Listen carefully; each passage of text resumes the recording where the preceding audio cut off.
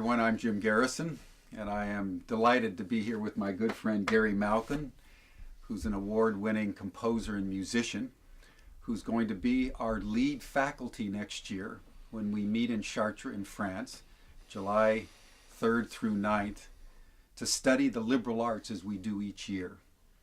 Next year, the liberal art that we're going to be contemplating is the liberal art of musica. We'll be looking at how sound has framed the universe, how frequencies actually construct everything we know in the manifest world. Musica is studied under the aegis of the philosopher Pythagoras.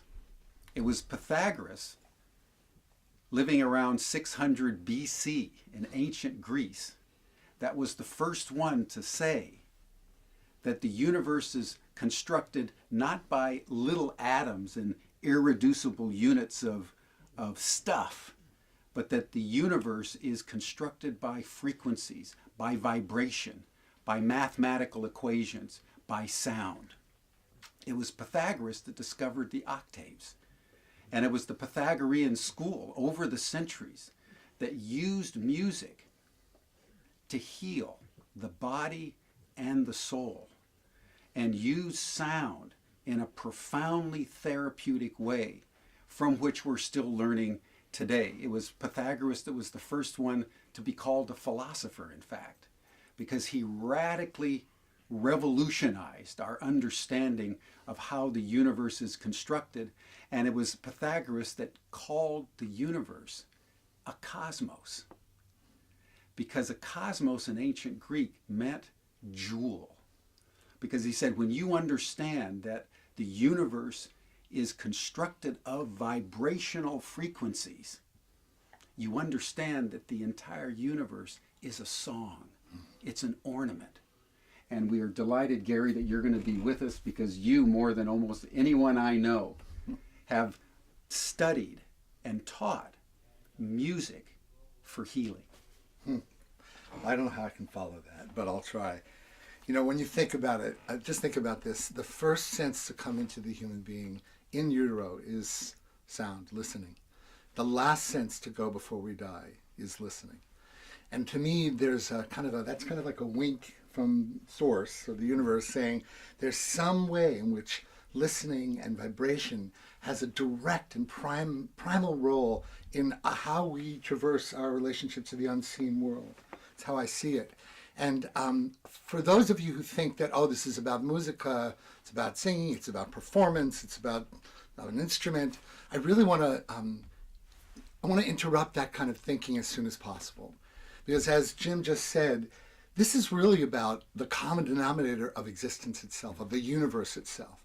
And so if you think of musica not just as music, as what we can hear, but what is made up of what we can't hear and everything that's in the unified field that we're a part of, right? So musica actually is a way of cultivating what I would call vibrational awareness, vibrational intelligence, right? So if you think that, oh, I don't sing, I'm not a musician, I really want to encourage you to think that this class at one of the most sacred places on the planet, with some of the most extraordinary people that I have the great fortune to actually be with for that week, which I'm thrilled about, is actually an opportunity to up your game and change your life.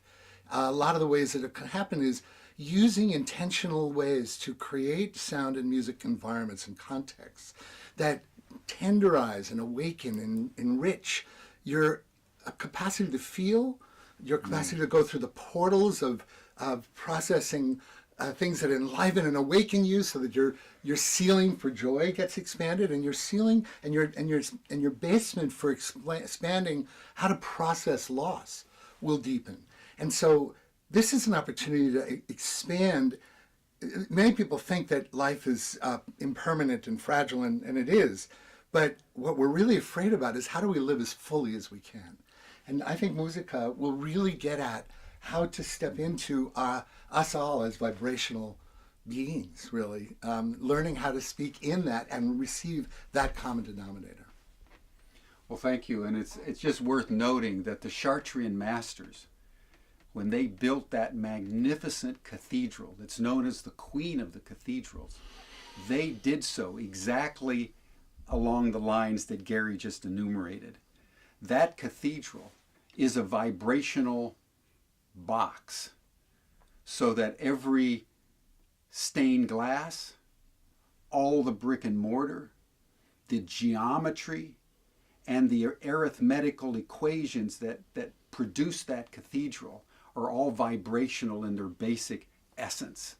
So Chartres is about musica.